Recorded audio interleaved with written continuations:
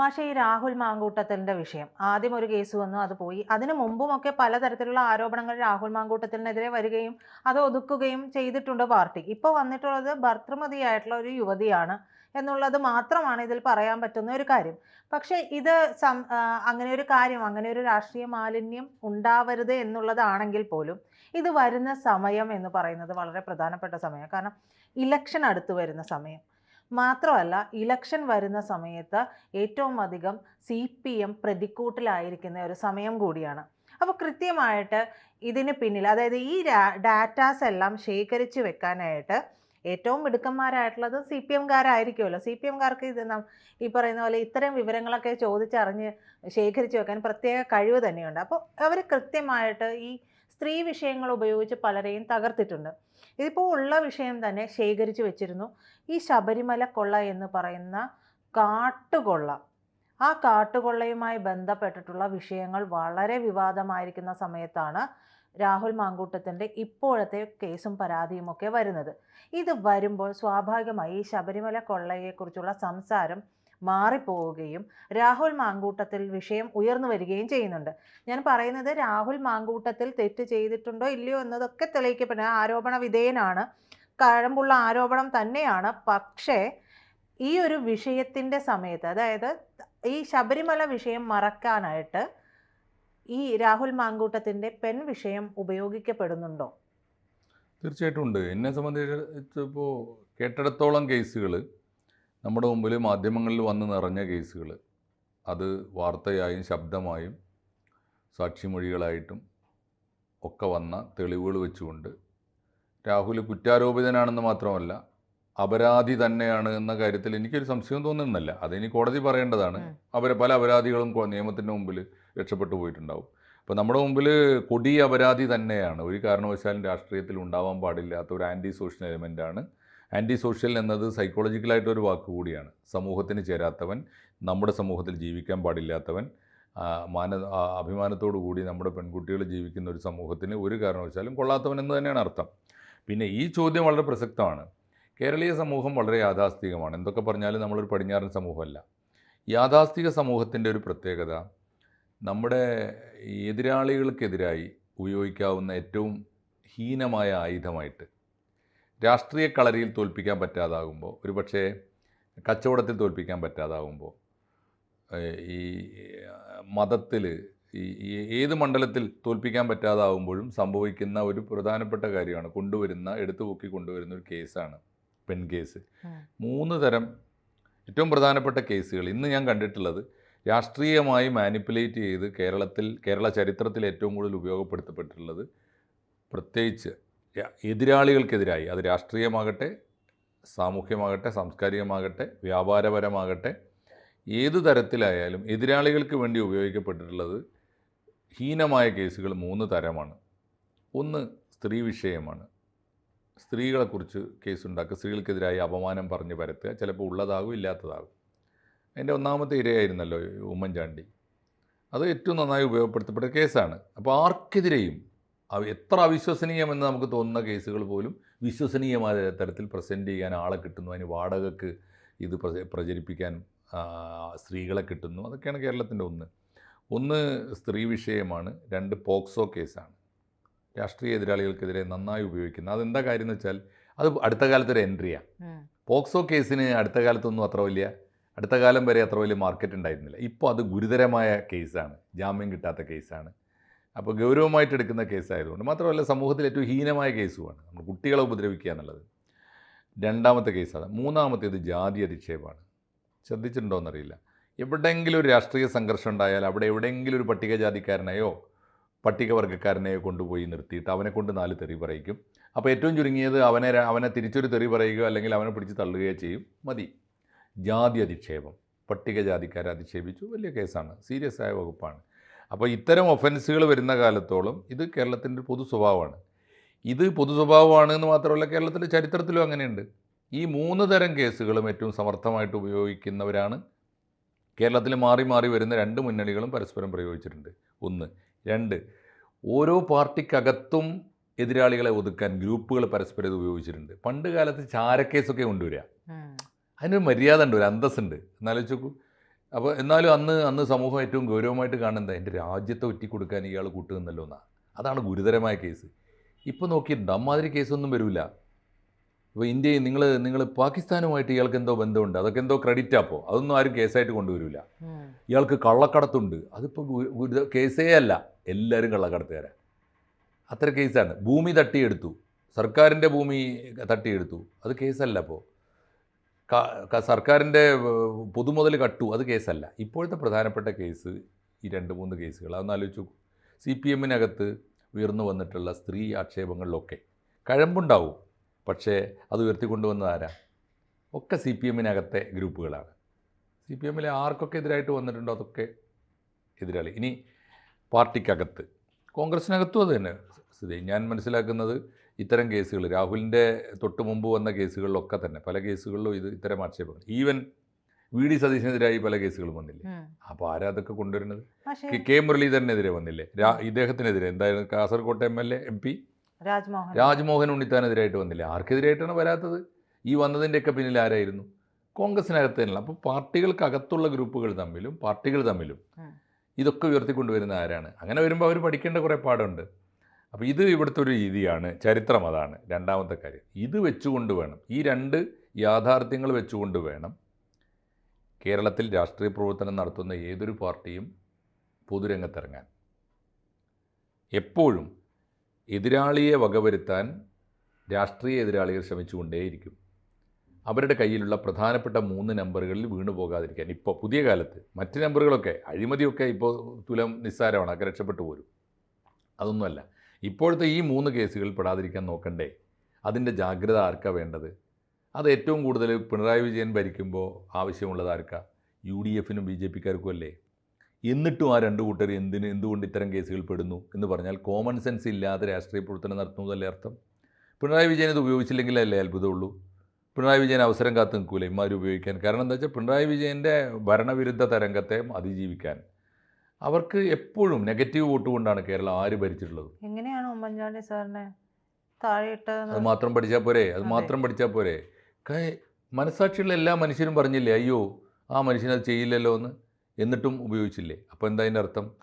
പിണറായി വിജയൻ അത് ഉപയോഗിക്കുന്നുണ്ടെങ്കിൽ, പിണറായി വിജയൻ അദ്ദേഹത്തിനെതിരെ ഉപയോഗിച്ചെങ്കിൽ ആർക്കെതിരെയും ഉപയോഗിക്കും.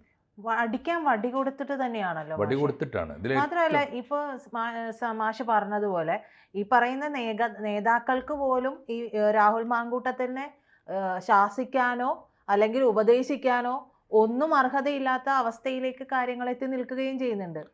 ഒരു സ്ത്രീ വിഷയത്തിൽ മാത്രം മൊത്തം നേതാക്കളുടെയും പേര് വന്നു പോയ കേസുകളൊക്കെ വന്നിട്ടുണ്ട്. കേസുകളൊക്കെ വന്നു, അതിൻ്റെയൊക്കെ സാക്ഷികൾ ഇപ്പോഴും ഉണ്ട് താനും. അവരെയൊക്കെ ഇതിനൊക്കെ എന്താ കാര്യം വെച്ചാൽ ഒരു ആവശ്യം കഴിഞ്ഞാൽ അവരെയൊക്കെ പേയ്മെൻറ്റ് കൊടുത്ത് പിരിച്ചുവിടും. അങ്ങനെയാണല്ലോ. അത് സരിതയായാലും ഓരോ കാലത്ത് സരിത വരും, സ്വപ്ന വരും, അതൊക്കെയാണ് കേരളത്തിൻ്റെ. അതിന് വിലക്ക് കിട്ടാവുന്ന കുറേ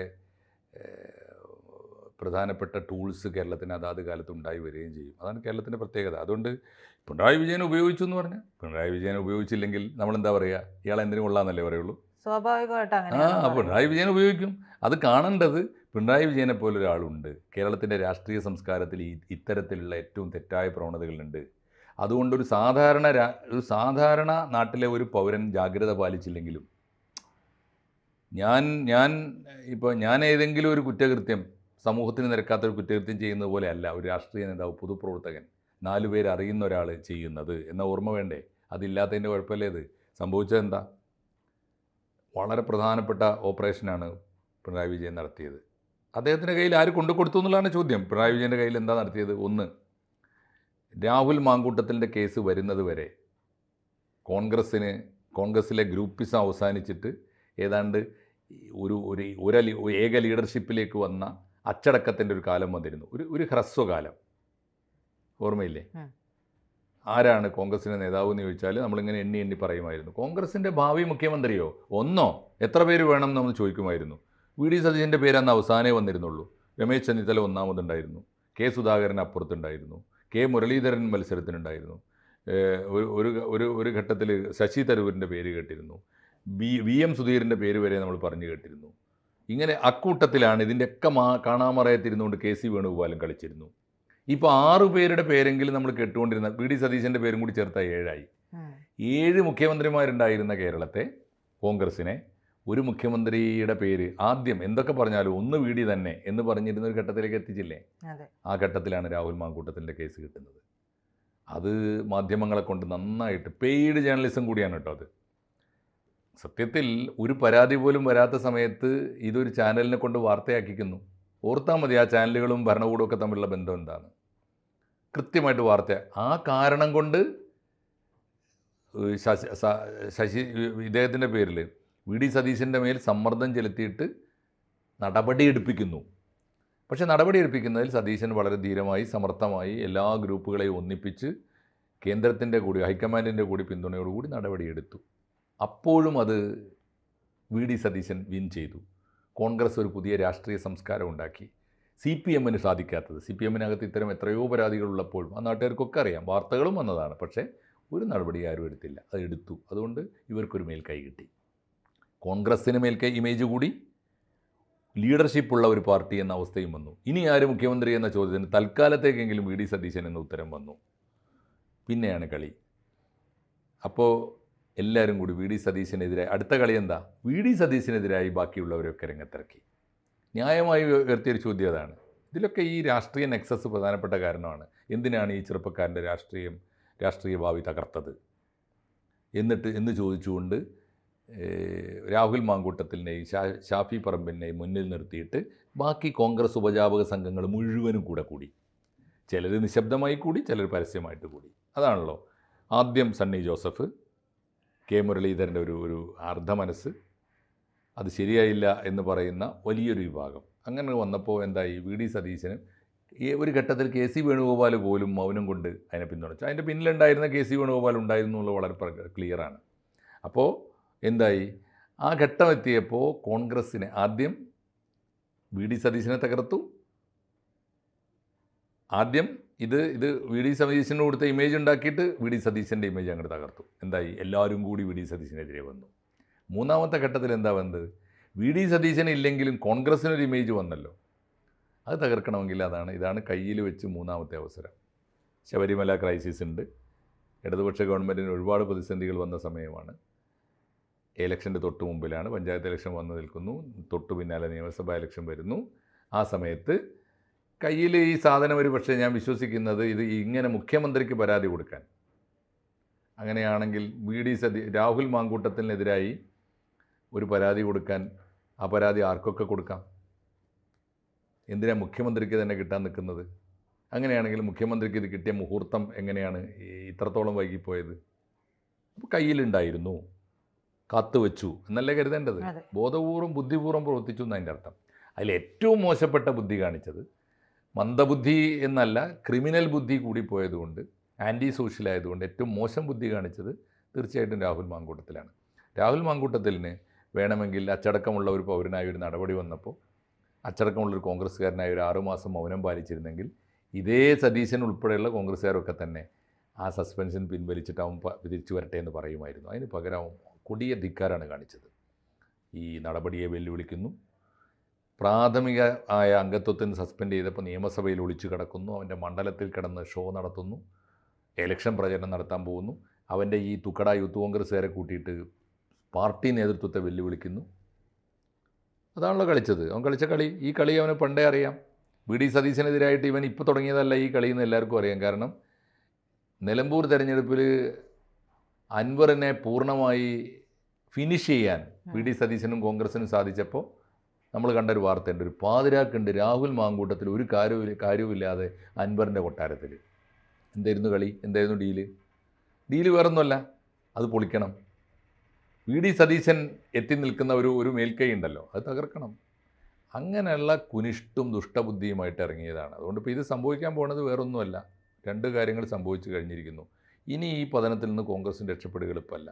2, കോൺഗ്രസ്സിലെ 1ാം കിട നേതാക്കന്മാർക്കില്ലാത്ത വിശ്വാസ്യത ഈ 2ാം കിട യൂത്തിനുണ്ടായിരുന്നു. അത് അവരും തകർത്ത് കളഞ്ഞു. ഇപ്പോൾ എന്തായി? പതുക്കെ ആളുകൾ എന്തൊക്കെ പറഞ്ഞാലും ആവേശപൂർവ്വം കൈയടിച്ചിരുന്ന നേതാവായിരുന്നല്ലോ ഷാഫി പറമ്പിൽ. അവനെയാണ് സൂക്ഷിക്കേണ്ടതെന്നൊരു വികാരം വന്നില്ലേ ജനങ്ങൾക്കിടയിൽ? ഇവനാണ് ഇതിൻ്റെ ഹെഡ് മാസ്റ്റർ എന്നൊരു ചിന്ത വന്നില്ലേ?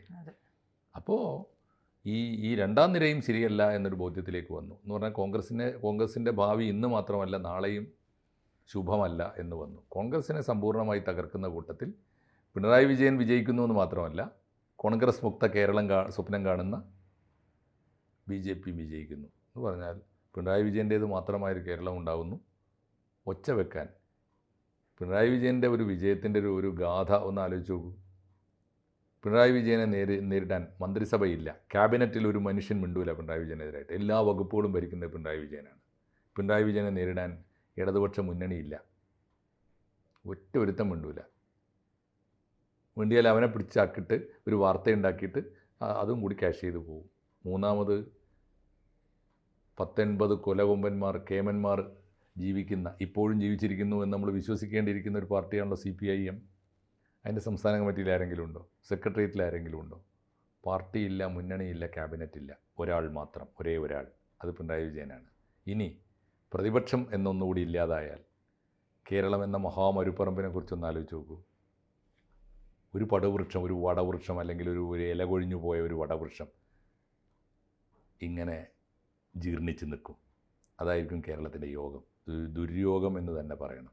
ഈ പതനത്തിലെത്തിച്ചതിൽ മറ്റാരെക്കാളും വലിയ പങ്ക് വഹിച്ചത് ഇപ്പോൾ കോൺഗ്രസ് തന്നെയാണ്. തീർച്ചയായിട്ടും അവർ കൊണ്ടു പഠിക്കട്ടെ, തകർന്ന് പഠിക്കട്ടെ എന്നേ ഞാൻ പറയുള്ളൂ. കൂടുതൽ വാർത്തകളും വിശേഷങ്ങളും നിങ്ങളിലേക്ക് എത്താൻ ABC മലയാളം സബ്സ്ക്രൈബ് ചെയ്യുക, ബെൽബട്ടനും അമർത്തുക.